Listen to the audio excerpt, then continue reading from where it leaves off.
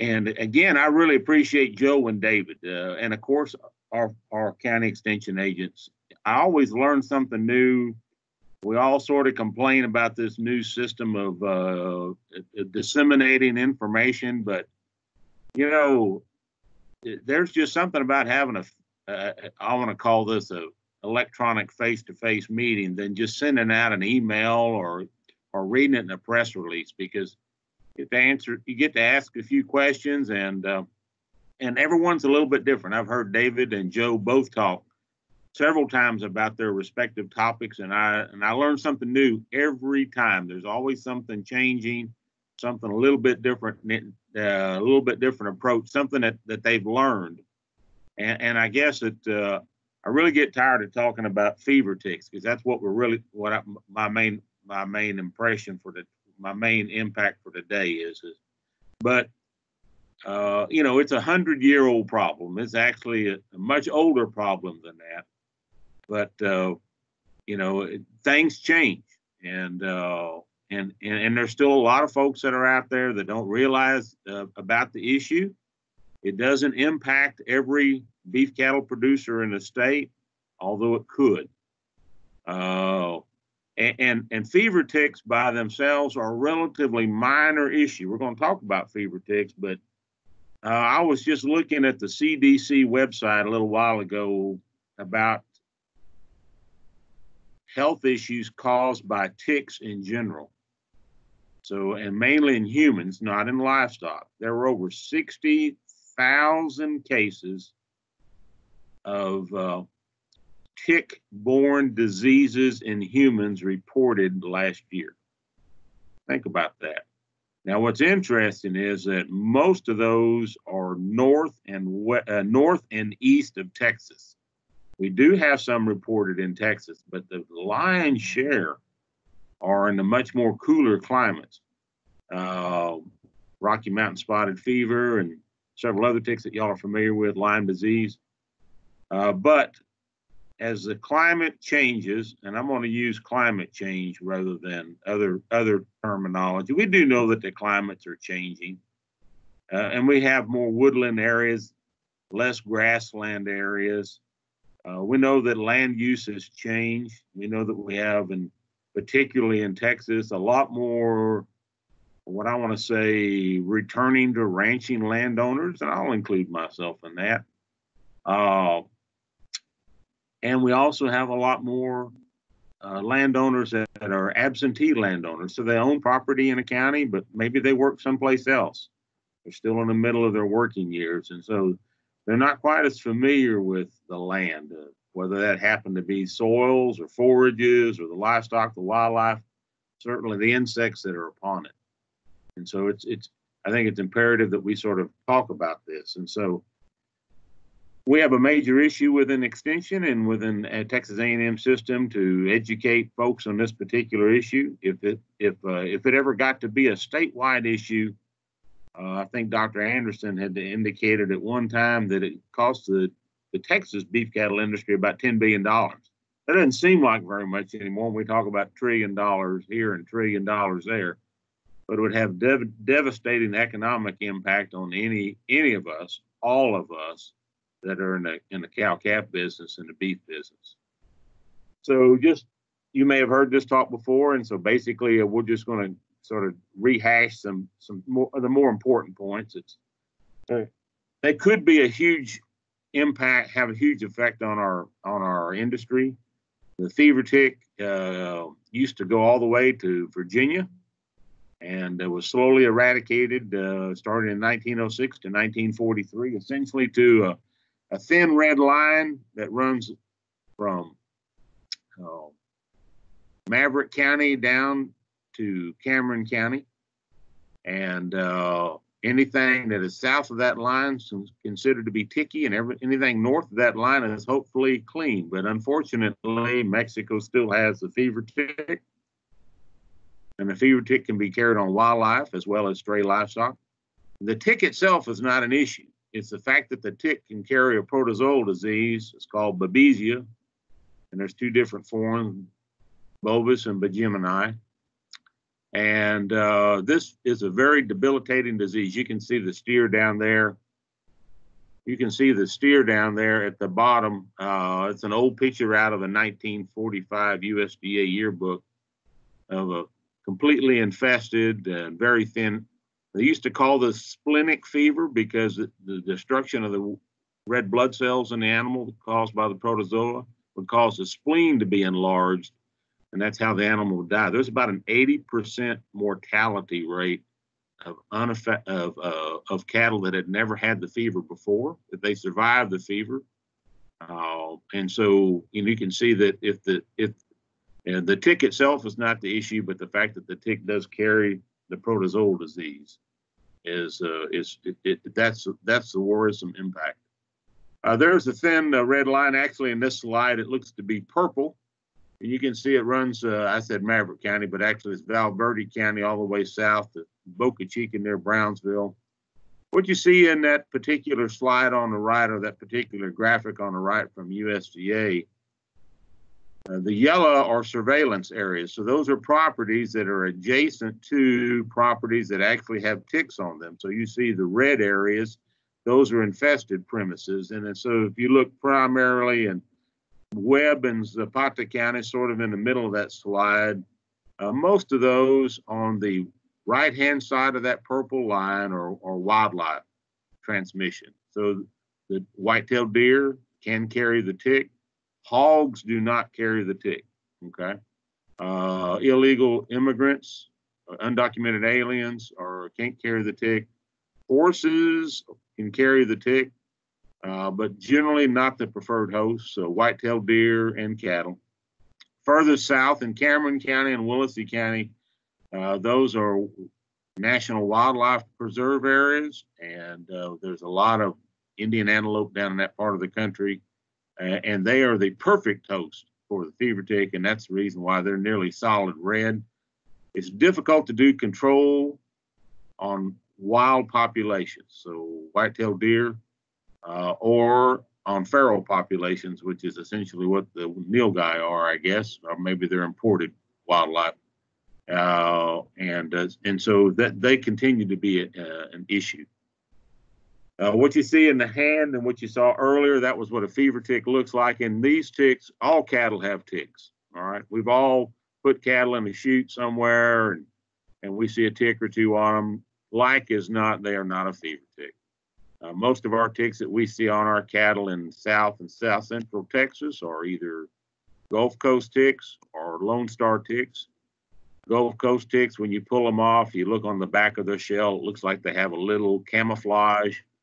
Lone Star ticks, if you pull them off, you look in the back on their shell, they have a white dot, hence their name. Those ticks can transmit other diseases that are economically important to us in the cattle industry, like anaplasmosis, but they do not transmit babesiosis. So anaplasmosis is a debilitating disease. Fortunately, we have a vaccine for it, for those of us that have a problem, but typically it's not an issue for us. And so, as I said, this is just something to recognize. Fever ticks typically like to be in areas that, but maybe between the animal's leg and the cod or other region of the animal, sometimes underneath the forearm, on the brisket. Typically, we'll see them in just a few numbers, and then suddenly we'll see lots and lots of ticks. These ticks, fever ticks, have very short noses or proboscis.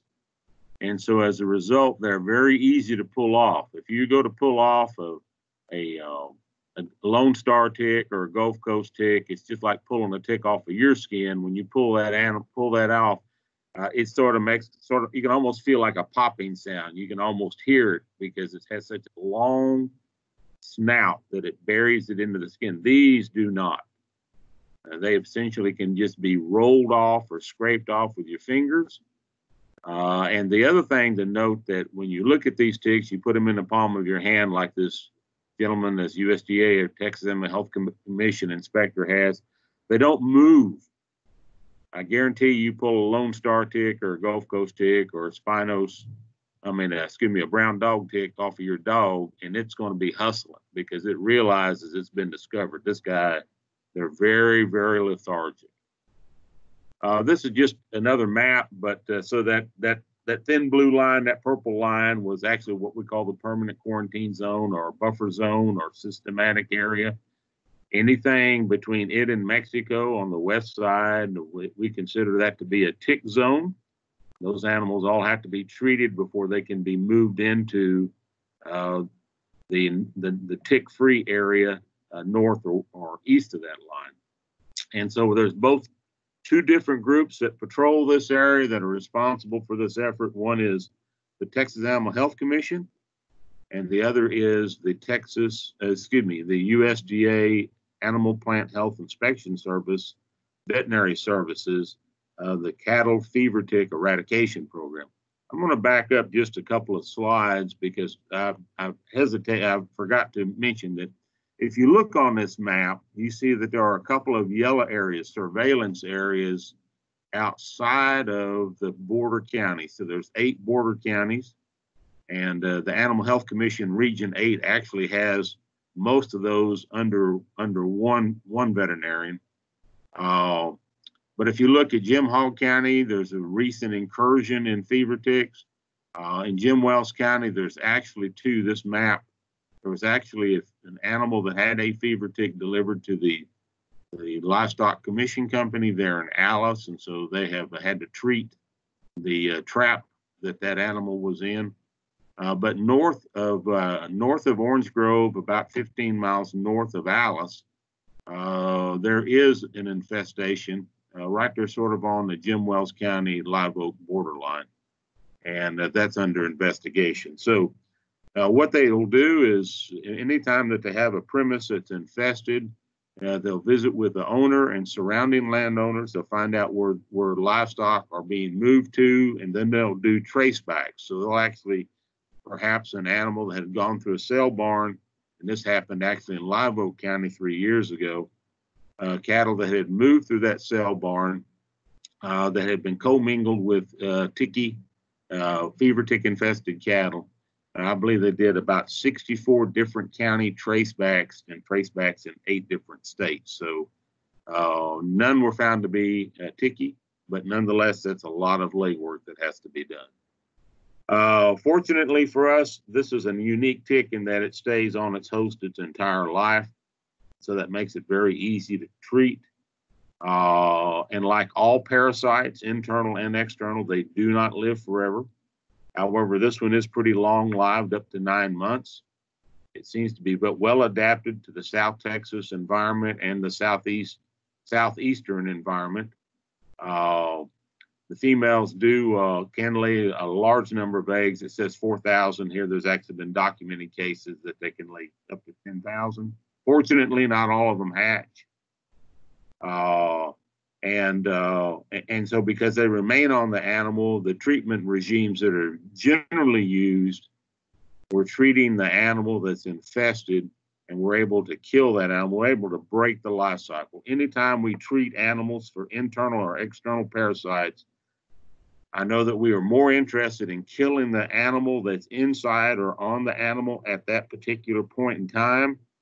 But what we need to understand is that we need to break the life cycle so that new animals do not emerge, new animals do not come back. And that can be done, and that's how we're using these treatment options here in the tick.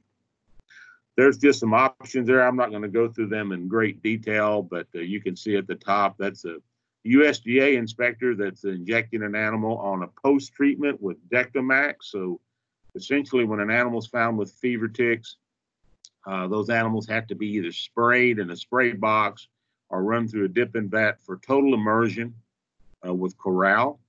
And that's done approximately every 2 to 3 weeks until they get those animals clean. And then they can do follow-up treatment with Dectomax, which instead of every 2 to 3 weeks, now we can use Dectomax every 4 weeks, which reduces the stress on those animals.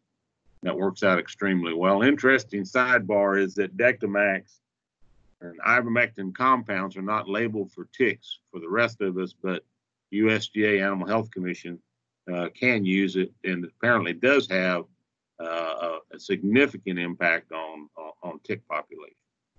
So you can see the three options there. Many times landowners, if they don't have cattle, their wildlife might have cattle. It's difficult to control. It's difficult to monitor populations that don't have cattle or nilgai, because they're sort of like the sponge. They're the attractants for the ticks. So you could have ticks out there and not know it if you didn't have cattle and never harvested any wildlife. Hunting season's fixing to come upon us. I know it doesn't seem like that. We just now started hurricane season, but within 3 or 4 months, well, we'll all start thinking about hunting. If you hunt in one of these quarantine areas, the capes have to be treated. And one of the interesting things is that in the last year or so, they've actually gone through the use of what you would call, your wife would call perhaps, an essential oil, a Centria IC3. It's got rosemary and peppermint and a couple of other oils in it.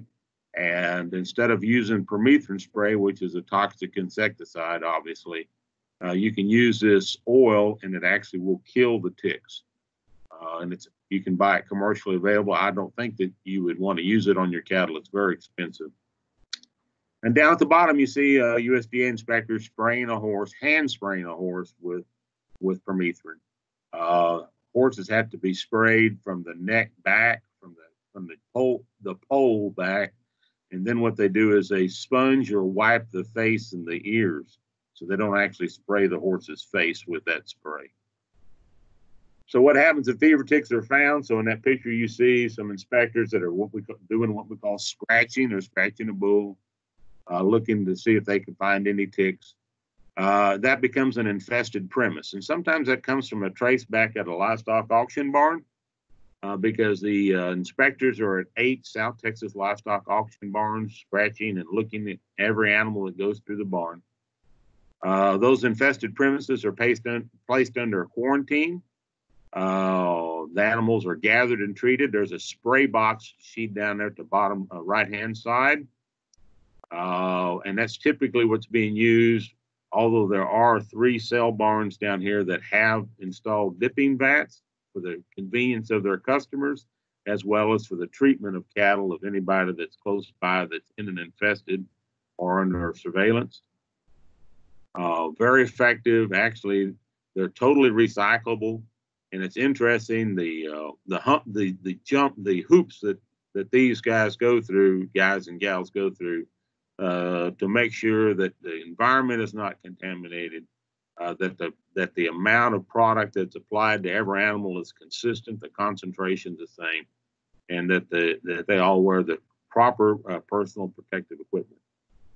And so that's sort of what happens. And then, depending on whether or not you have ticks or you just happen to be adjacent, what you have to do will depend on whether or not what degree of involvement your property is.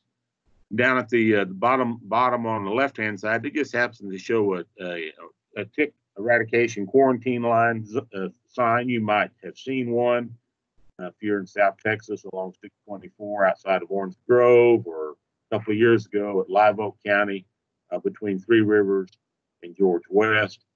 They would be posted on a sign trying to help folks that are hauling cattle understand that they're not to stop. They can drive through there, but don't stop. So the last slide, this shows a division of the different Texas Animal Health Commission region offices. And as you can see, the counties along the border are all under the Laredo region. Dr. Makdumi in Laredo. Now, he also has assistants in the lower valley, a veterinarian down there that helps him, as well as one in the upper valley. But you can see that these guys are widely spaced. Dr. Makdumi basically handles what's going on with fever ticks. Although any of the other regional veterinarians, if you ever have a question about an unusual tick that's on your animal, on a horse, on a cow, maybe on a deer that you've harvested, you can take those ticks in to your county extension agent, or if you're close by, to your regional office for identification.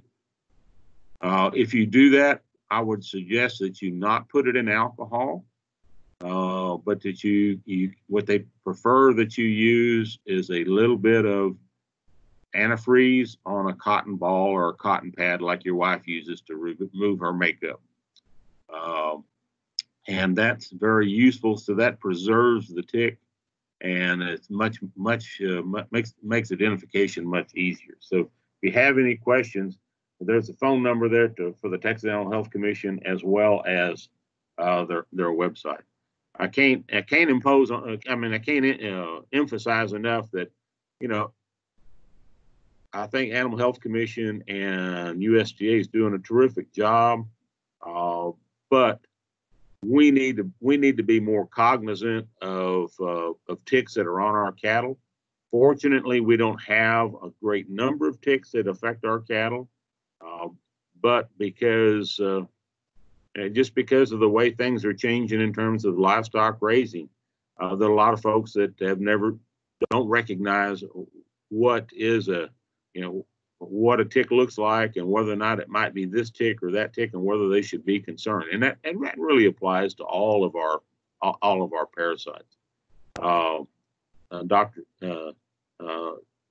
Last week y'all talked about pasture management, about range management. A lot of things that we do in terms of pasture and range management affects tick habitat, affects the likelihood that our animals will get ticks, because we're really talking about breaking the life cycle. The chemicals will kill them and help break the life cycle, but general management is what we need to work towards. So hopefully, all I really want to do is give you an idea of that the program's still out there, still ongoing, give you a little bit of an update. We do have a new problem in northern Jim Wells County. We do have a new problem over in Jim Hog County.